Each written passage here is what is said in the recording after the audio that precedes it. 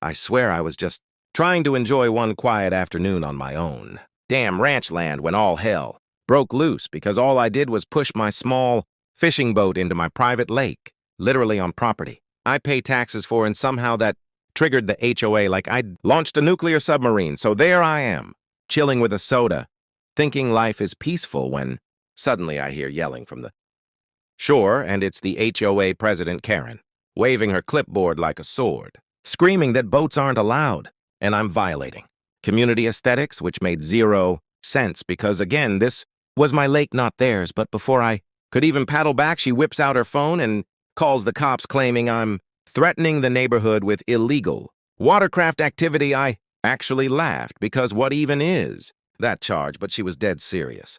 So 8 minutes later, 2 cops roll up, lights flashing, ready for drama, while Karen hides behind them like she's in a witness protection program. And when they ask me what's going on, I just point around and say this entire lake, this shore, this fence, all of it belongs to me, and I show them my property deed right there from my waterproof bag because I've dealt with HOA nonsense before. So the cops start reading it, and the confusion on their faces slowly turns into the funniest smirk. And one officer goes, "Ma'am, this isn't HOA jurisdiction.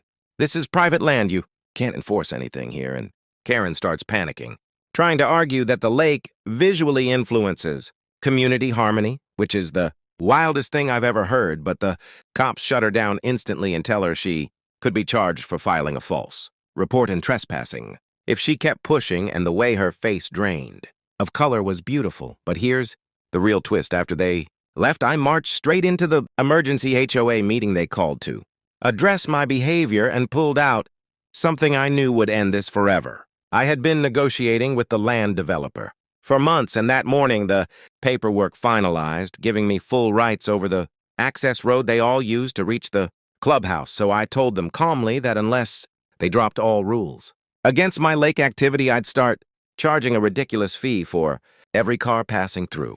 And the room went silent in 5 seconds. Flat.